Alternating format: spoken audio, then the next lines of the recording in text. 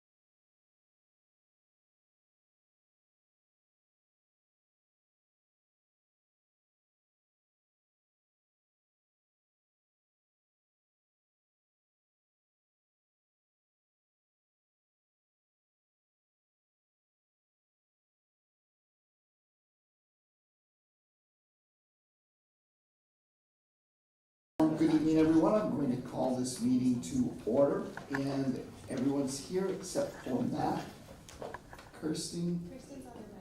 Oh, Kirsten's on her way, and Holly. We'll put Kirsten pending. All right, and so for those who are able, if you would stand and join me for the Pledge of Allegiance. I pledge Allegiance to the flag of the United States of America and to the republic for which it stands, one nation, under God, indivisible, with liberty and justice for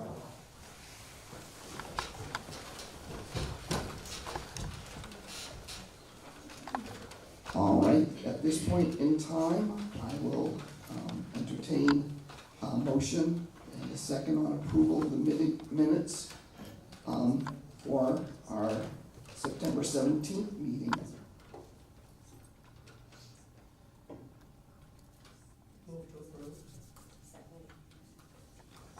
Any discussion on the minutes from and that this was the regular board meeting on September 17th? All those in favor?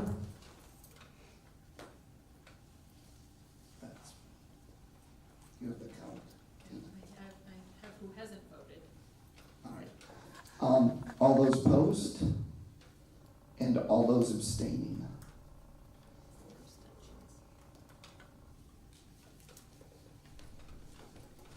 All right, and now for this special board meeting on September 30th regarding the referendum.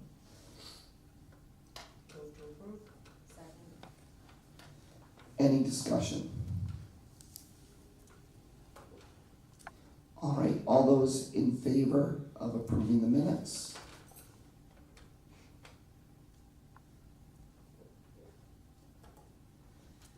All those opposed? And all those abstaining? All right, thank you.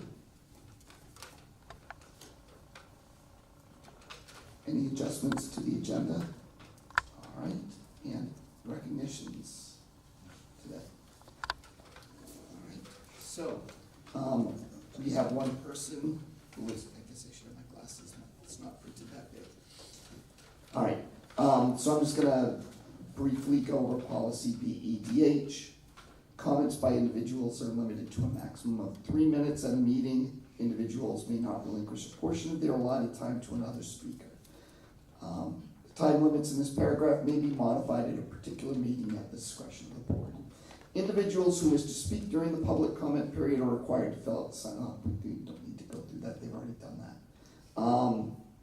Each individual will be required to state their name and town/city of residence before beginning their remarks. I will conduct the board I ensure orderly conduct of board meetings and ensure compliance with the policy. Speakers will be recognized by me and comments should be addressed to the board chair. Requests for information or concerns that require further research may be referred to the superintendent for further action if necessary. Speakers are expected to follow rules of common etiquette and decorum and refrain from engaging in disruptive conduct, including but not limited to using vulgar and or obscene language, yelling, threatening others using words or by other actions, making defamatory comments, exceeding the allotted time limits, taking over or interrupting others, offering repetitive comments, and offering comment on matters unrelated to the school unit's programs, policies, or operation.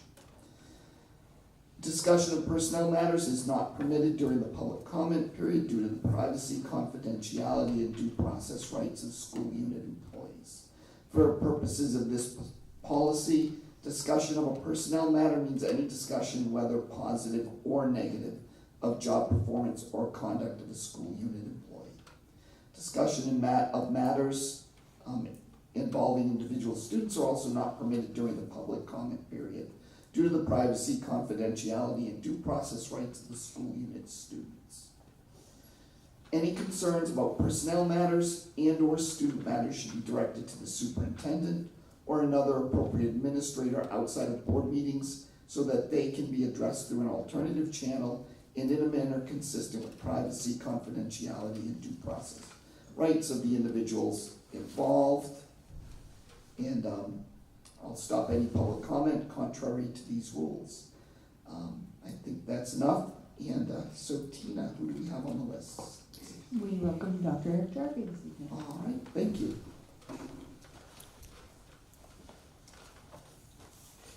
Yes, please. Technical glitch to start off with, I hope that.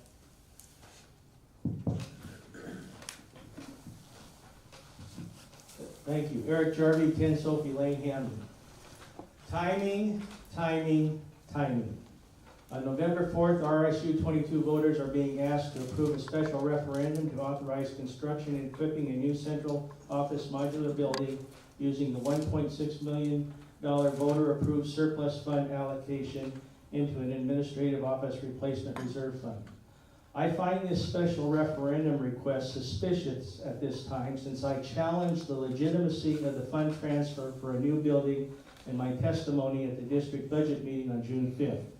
State statute provides that when an unallocated fund balance grows beyond the state's 9% threshold in a particular year, the district can disperse these excess funds over 3 years on educational programming, paying for school maintenance project, or decreasing property taxes for residents.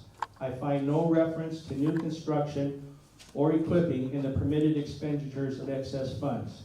You are now asking voters to approve this expenditure via a special referendum when there has been no other instance of a subsequent special referendum for other reserve fund expenditures created from excess fund transfers. My skepticism leads me to conclude your initial request last June, creating ostensibly a reserve construction fund, may in fact not be permissible without voter approval of this special referendum, which I maintain clearly is not consistent with the message you gave the public last June. In the face of increasing property taxes that all the towns are facing, I'm not sure we can successfully push this across the finish line on November 4th. Timing, timing, timing. The school board did not approve the referendum language until 9/15 board meeting, only 50 days before the November election.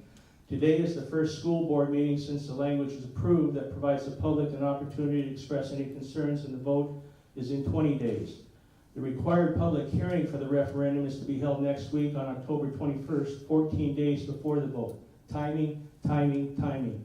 One of your own board members at the 9/17 meeting suggested that this timeline was too short to garner public support for the special election, given the property tax increases incurred by all residents of RSU 22, and perhaps it was better to delay the referendum vote. I suggest that would have been sound advice at the time, and I think the board needs to think about the alternative, because given everything that we're facing right now, you may have to look at alternatives. Thank you. That concludes our list for public comments. All right, thank you,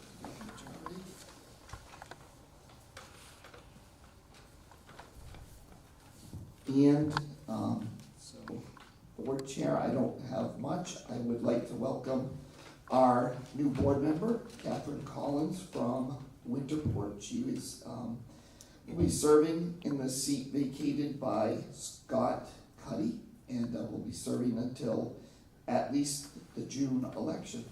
So welcome, Catherine, and we look forward to working with you on our board.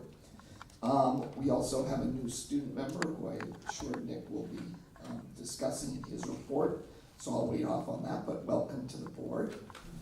And I want to thank Scott Cuddy and Matt Williams for their service to the board.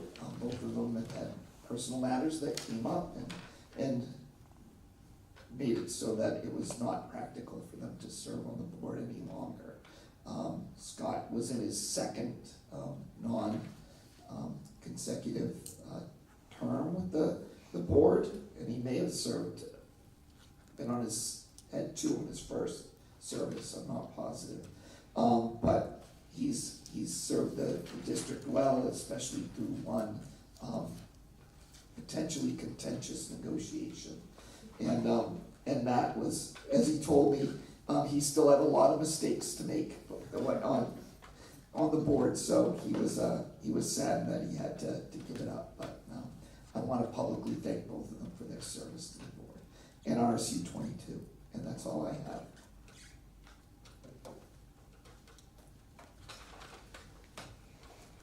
I have a couple resignations to announce today. Ashley Lindeman, art teacher at Reedsbrook Middle School, as well as Courtney Patterson, our BCBA, who was in Winterport between Smith School and Wagner. And no transfers or nominations.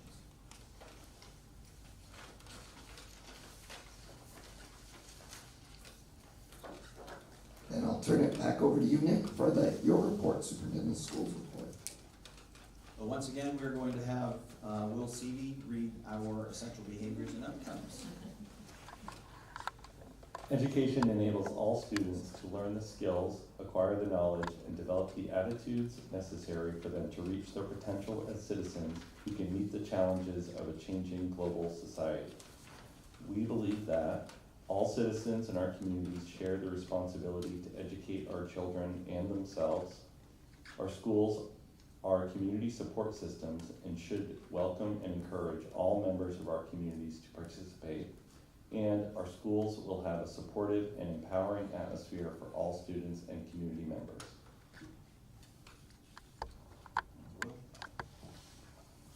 Our monthly presentation will be from our two middle school principals, Mrs. Sear and Mrs. Pratt.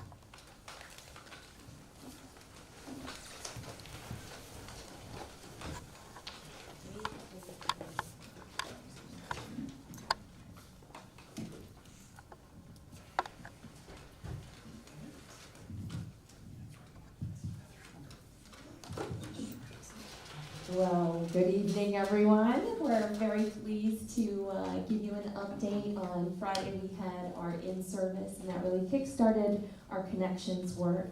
I'm new to this game, but it's very exciting to see the plans that have been in place and how we're moving forward. So we wanted to just, especially for those of you who may be new to the board or not know, that we recognize through our belonging work and certainly the equity work that our district has done, that data showed us that students coming from different middle schools lacked a connection, and that was a risk factor that we needed to mitigate. And so certainly students were expressing that it was difficult to enter into a larger environment feeling disconnected, and so the solution clearly was, well, how can we bring them together earlier so that they have a more successful experience as a cohort. And so, we started exploring joint competitions, collaborative projects, shared learning experiences, so that not only could they share the equitable academic experiences, but also build connections, because we know that's the most important thing to kids.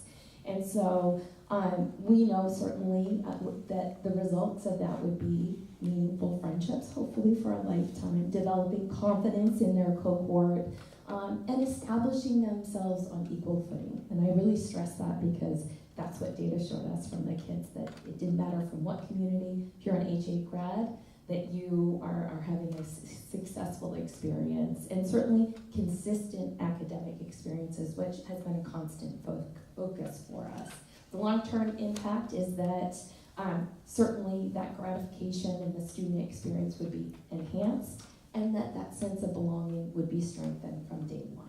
So as we entered our work on Friday, certainly much work had been developed before that, and it's been exciting for me as a new principal at Reedsbrook to see that work and how we'll be moving forward. And so I would say to you, as Angela talks about the specific experiences, please know that this is ongoing work throughout the year so that we can really finish strong and be thoughtful in all of our planning. So I just really want to applaud both staffs from Wagner and Reedsbrook and their thoughtful work, not only as we begin this year, but before. And so each school has identified common units, which Mrs. Pratt's going to talk about, where students can come together and really celebrate their learning and build those building blocks that will help them establish connections, not just as 8th graders going into HA when we hand them off to Mr. Crane and Dr. Thibodeau, but that they have established those connections even early on as 6th grade. So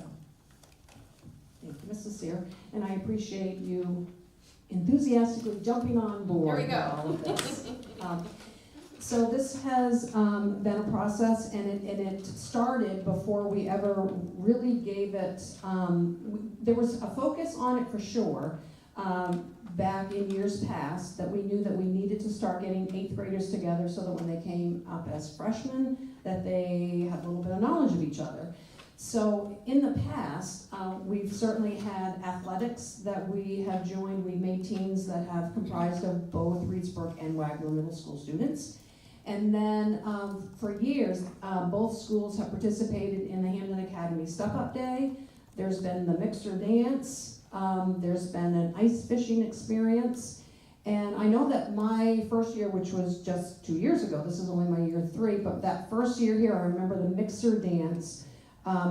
That really was a kind of a separation. They're together, they're supposed to be mingling, and there wasn't a lot of that going on. A little bit. The real brave ones would go around, but there still wasn't a lot of that going on. So we did know that we needed to do more. And so last year, we added in where they, in November, the 8th grade in particular, did a field trip together.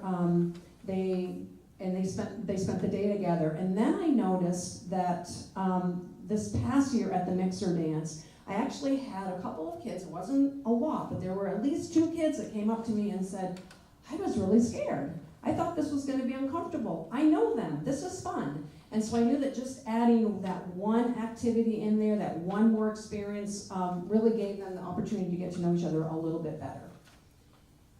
So what we have planned for this year, and we have in the Venn diagram, we have off to the sides are experiences that the schools might do individually, and then they'll come together in some fashion over that particular unit. But with 6th grade, they're doing everything together. This unit is going to be, they're going to go to the Hudson Museum, which is what everybody has always done. The planetarium, which Wagner students had participated in, Page Farm, which Reedsburg students had participated in, and then, so that's going to be one day, they're going to divide them up and go to those 3 places, and then we're going to have a presenter, a Wabanaki presenter come and present to our students, and then do activities afterwards to give them that time, rather than just sitting and listening elbow to elbow with somebody.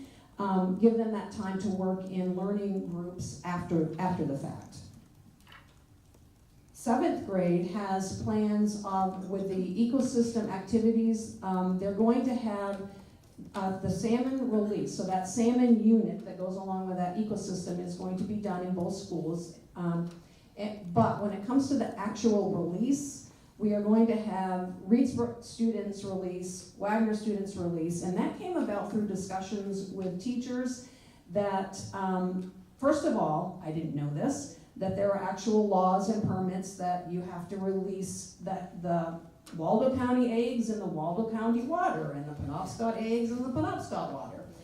And then we thought, well, we can still do that, but we can mix the kids together and still get the eggs in the correct body of water. We've talked about what's going to happen when the salmon crosses the Waldo County line or the Penobscot. We're not sure what will happen, but we're not going to be a part of that. But then they were talked about that they really even need smaller numbers than 50 students or 75 students, because the space that they go is very tiny. Apparently a bus can't even get all the way down in there. They're concerned about the land around it. They don't want to do anything to harm and cause more erosion. So they're going to take their own students in small bits to go and release the eggs, but then they are going to come together with shared learning experiences over the kind of like the post-release activity. So they'll do a unit separately, but then come together at the end to do some learning together. 8th grade has a much longer list, because you can see that in the past, last year they did UTC and Coal Transportation Museum together, where both schools were mixed. They were divided into the same academic groups that they will be when they reach Hampton Academy. So that will be the same group and kind of get them used to that mix of kids.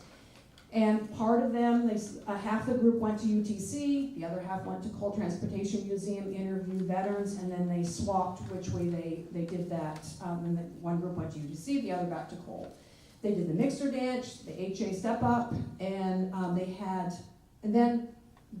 so then new this year, because what the desire is to take something that's happened in a particular year, keep it, and build on it for another year, to build in another activity. So this year they're building in the engineering expo. So each school is doing their own unit with their own students, going through that process. And then in the end, they're going to come together for that shared learning. And one of the things that I know for sure is happening is that Wagner students will go to Reedsbrook, and Reedsbrook kids will present, and they'll be able to talk about their engineering projects. And then Reedsbrook students will come to Wagner, and Wagner students will also do the same with them. And they'll have the question and answer. So it's kind of an interactive opportunity, because we want kids to be able to not only learn together, but also to start to form some friendships and get to know each other. So why are we doing this? We've talked about this all the way through, that this is creating a culture of belonging, and we're doing that through athletics and academic experiences that are going to take on various shapes. And then in the end, why are we doing this? Because we are all RSU 22 students, and we find that that's very important that they come to know that, realize that, well before they get to Hamden Academy. Any questions?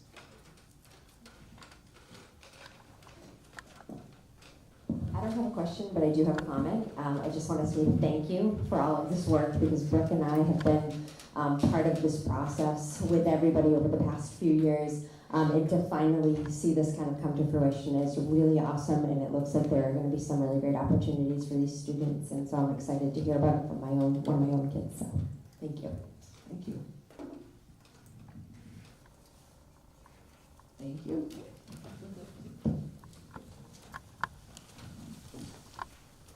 Thank you. In your packet, not an actionable item, but in your packet are the winter coaches. Those are the ones that we obviously know up to this point. There may be a few that are still to be determined, but that is in your packet for informational purposes. In case you hear of a program or a coach, you at least have a name to that particular program.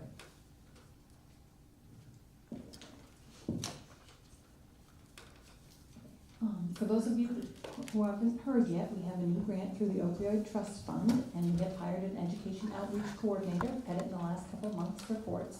We're excited that he is getting rolling. He was at Smith School today, I think, at the staff meeting, getting to know team members down there. He's scheduled to head to Wagner soon. Our van is being built in Hackensack, New Jersey. We have a remote office being built in the back of the van, and we'll have a full press release when the van is delivered, and we can show everyone what the mobile office looks like. And Mr. Cartwright, who is the education outreach coordinator, the EOC, will have built some relationships by then, and maybe we can talk about the benefits of that position, because his job is to build relationships and make sure that families have the support that they need so that they can engage in all the great opportunities that RSU 22 offers students. So he's been doing a lot of professional development already, and some research, and has some great attendance initiatives to layer into what our schools are already doing, because they're doing a great job getting kids to attend school. In the back of your packet, courtesy of the certification team, we have just a quick highlight of the changes from last year to this year. I think the education committee asked for this, if I remember correctly. And every district has a renewal committee for teacher certification. You can see the names of the members at the bottom of that page. And you can see at the top the highlights just of the changes from last year to this year. They've clarified a few things. One example would be if you want to do a book study, because we do a lot of professional learning with our own team in our district, you just take this to the committee in advance and get pre-approval, rather than doing all the work and then seeing what you get for credits awarded. So more proactive. And that's one of the several examples that are highlighted there. And I wanted to thank Shelley, and Shelley, chime in here if you want. I didn't mention it last month because she was not here, but Lester thanked her for the hard work of the Community Relations Committee Shelley and I have been to every school and joined the staff meeting. Thank you, principals, for welcoming us. And principals have worked with their teams. They're doing a fantastic job with their social media presence, and I just want to brag on principals and their teams for a minute about that, because all we did was the ask.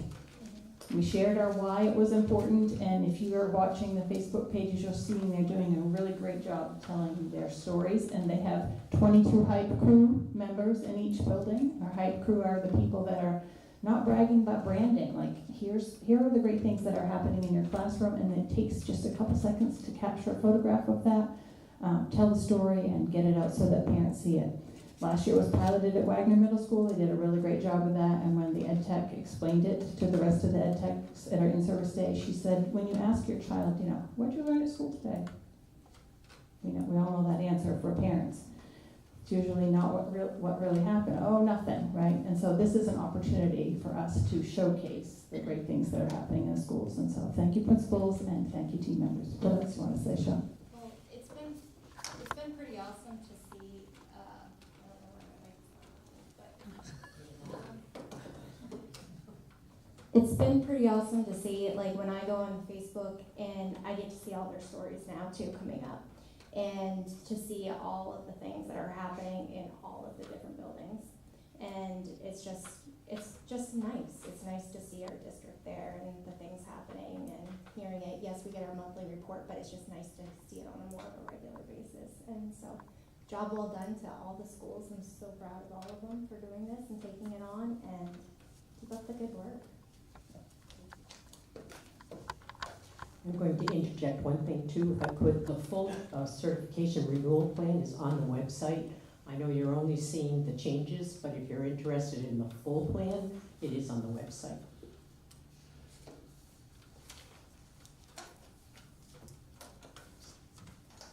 Thank you. Next thing is the monthly budget report. Just for full transparency, the exact remaining percentage in the school year is 83.24%, which is a match to last year at this time. Keep in mind, we're counting the days from the start of when the school year starts, so when we print them on the Friday before the board meeting, the number of days that we have included thus far is identical to what we saw last year. Just as a reminder, this year has been a shift in this budget report, so any of the positions, all of those numbers have been encumbered. And that is for ease at the end of the fiscal year so that we can better project the number as we get to the end of the fiscal year timeframe. So when you look at an example, Article 1, having 24.12%, don't be alarmed. When we are 83% left of the school year, all of the salaries, benefits, wages, everything that goes into paying individuals and their benefits, that has already been encumbered. So don't be alarmed by that. But you'll see that change very minimal throughout the rest of the year. In addition to that, we obviously have school supplies and equipment that would come from that, so that will bring that number down a bit as we progress through the year. But the bulk of it has been taken out with the wages and benefits. Nick, can I ask a question? The positions that aren't filled, are they also encumbered or only the people that are employed?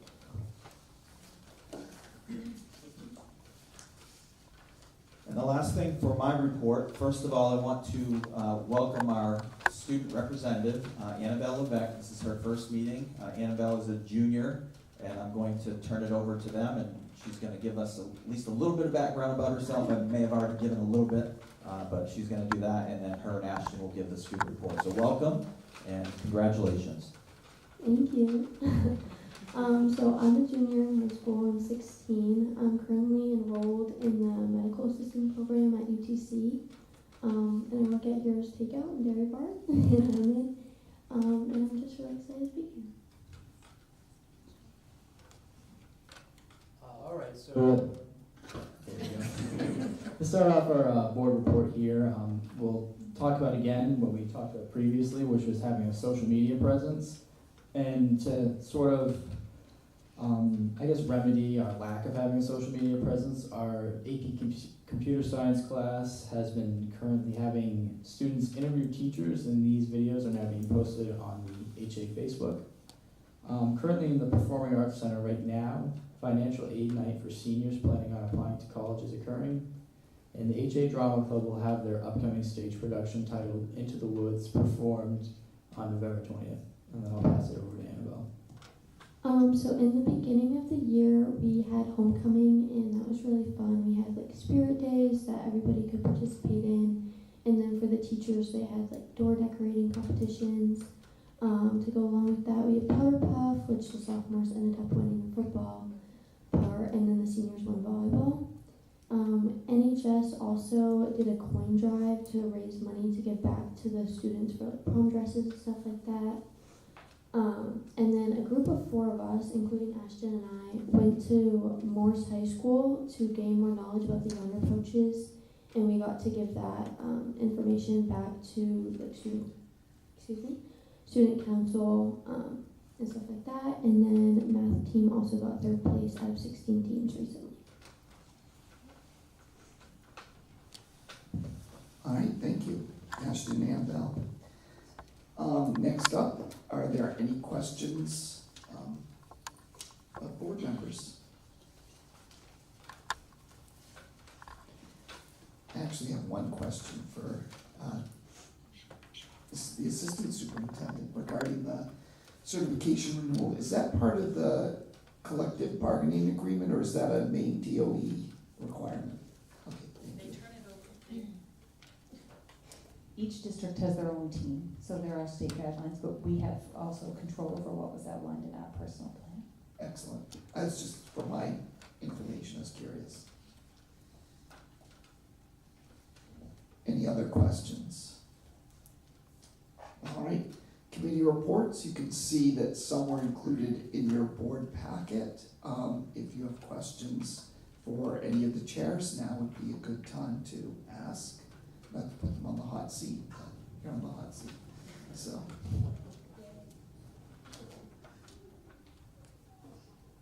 All right, then without further ado, we should get a band for this part of the board meeting to introduce the policy considerations. Faye, the floor is yours. Do a little cheer. We'll begin with to act on the first reading of policy JKAA, physical restraint and seclusion. The laws have changed regarding that, and as you could tell from my minutes, we did have Christina Babin there to help us go through the policy to make sure that the changes in law are also now reflected in our policy. Therefore, the policy committee recommends approval of policy JKAA, physical restraint and seclusion, for first reading as presented. Second. So we have a motion and a second on the floor for discussing and approving policy JKAA, physical restraint and seclusion. Is there any discussion?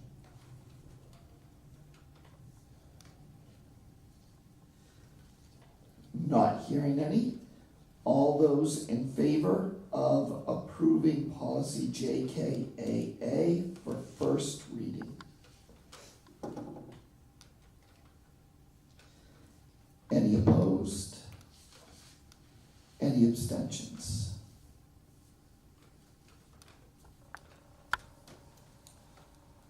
The next policy is policy EBBD. This is a brand new policy which reflects a law that just went into effect in October. You'll see that the legislative session did not recommend the temperatures or anything, but we did get some support from Drummond Woodsum and Maine School Management to create this policy. Therefore, the policy committee recommends approval of policy EBBD, temperature standards for schools, for first reading as presented. Second. So we have a motion and a second for first reading of policy EBBD, temperature standards for schools. Is there any discussion? We'll go with Jessica. It's coded as BBB on the paper. It's coded, Yeah, the code's wrong. it is supposed to be BBD. Don't ask me how the E got in there, but it is EBBD. But it's 3 B's. Oh, I see. I'll correct that. Thank you. Ashton. I Yeah, I'd just like to comment real quick. This, it defines the appropriate environment or comfort zone as ranging from 60 to 89 degrees. I was just wondering if we could potentially, I guess, probably lower the ceiling of this a bit, because I feel like 87 degrees would not be a fun day in school. We did have that discussion, trust me, but we'll discuss it again. Did you look at like OSHA guidelines? Because I know that there's. Yes, we did. As a matter of fact, we looked at the OSHA guidelines for, I'd have to dig them out of my bag, but it's like OSHA has different guidelines for depending on how much activity is happening in the building. So a school is considered a low activity because students are sitting versus if you're outdoors and you're jackhammering, it's kind of different. So we did look at their standards, yes. And I just know there are always times when a classroom can be freezing cold or super hot, depending on what floor you're on and what classroom you're on, and just ask that the districts provide reasonable measures to the teachers to, be able to address that as best they can on those extreme days. You'll note that at the end, it's the superintendent that does the final say in all of that. And so I think if the school administrator were to call him and say, then that's why that was put in the way it was put in. And that was pretty much done through MSMA also, is that the superintendent, in a sense, does that pieces. But you are correct. Depending on which building you're in, which floor you're on, it will make a difference. Well, and you ask your child how was school today, you hear about the temperature. So that's one thing that they do, as you say. We'll discuss it before the second reading. Any other discussion? And thank you for that input, Ashton, because students are the biggest population that deal with this policy, so it's good to hear that from you. All right, so all those in favor of first reading of policy EBBD? All right, and that's unanimous, so I'm not going to call any other vote. We'll move on to second reading at this point. It's policy BEDJ, broadcasting taping of board meetings. Again, no recommendations were made from the last meeting. Therefore, the policy committee recommends approval of policy BEDJ, broadcasting taping of board meetings for second reading as presented. So we have a motion and a second on the floor for policy BEDJ, broadcasting / taping of board meetings. Is there any discussion on this policy?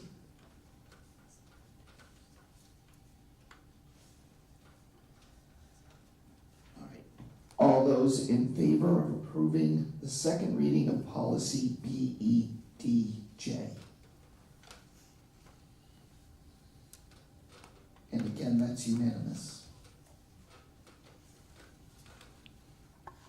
The last policy that we're discussing this evening is policy BBAB, student representation on the school board. No changes were recommended at our last meeting. Therefore, the policy committee recommends for approval of policy BBAB to be recorded as policy BAA, student representation of the school board for second reading as presented. We have a motion and a second on the floor for second reading of policy BBAB, student representation on the school board. Is there any discussion? I did have a question, and it might be for the administration, but I think Annabelle addressed it. I have our UTC students considered full-time at Hampton Academy, and I suspect as much. And then when Annabelle said that she's on the board, is in the UTC program, I kind of answered that. Any other discussion? All right. All those in favor of approving the second reading of policy BBAB. And that's unanimous. Thank you, Faye.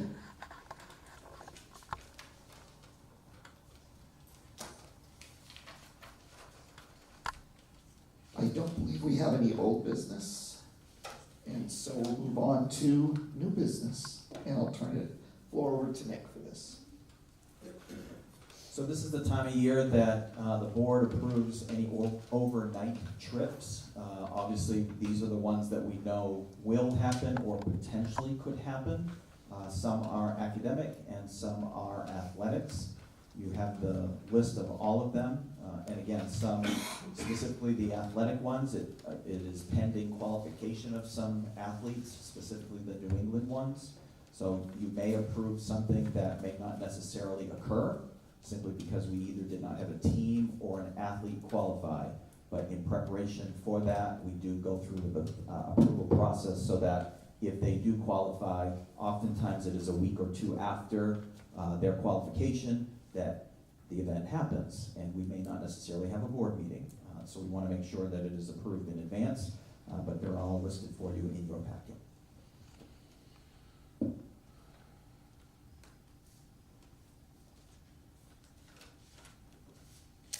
And this is something that requires board action, so I will be seeking a motion and a second.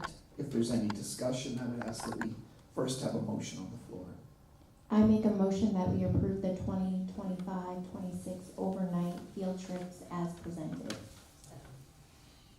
All right, so Shelley motioned and Luke seconded. Is there any discussion?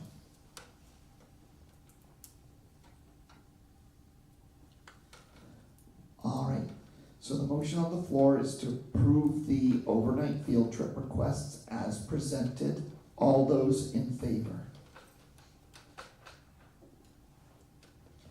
And that's unanimous.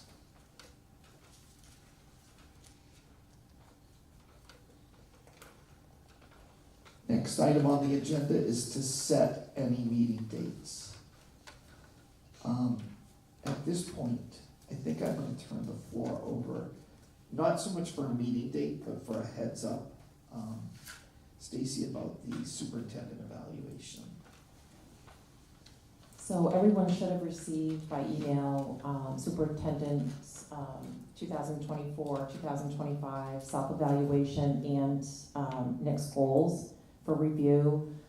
Tomorrow, Becky will be sending out the superintendent's evaluation for all board members to complete.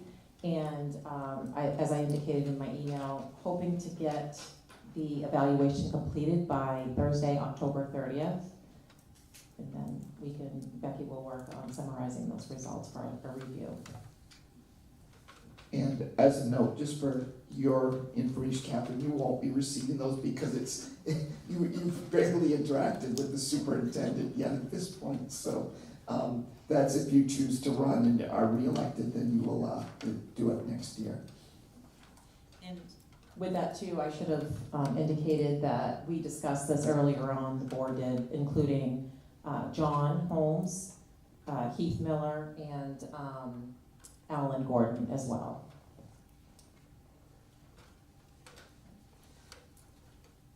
All right, are there any other? Oh, yeah, the public forum for the referendum will be taking place next Tuesday, October 21st at 7 p.m. in the Performing and Academy Performing Arts Center, in the library. So in the library at 7 p.m., the time and date were correct. Well, Quick question, yeah. So if we all show up, it wouldn't constitute a quorum, or we wouldn't have to worry about that, right? no, because we're not taking any action, so it's.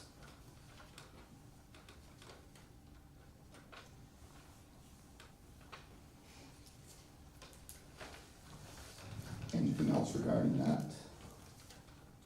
All right, so, and the next item on the schedule is an executive session. which I need a motion.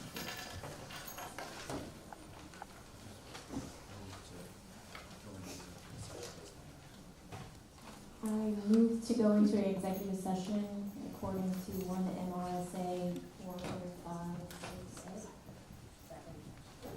For what reason? Discuss evaluation of officials. Thank you. All those in favor? All right, unanimous.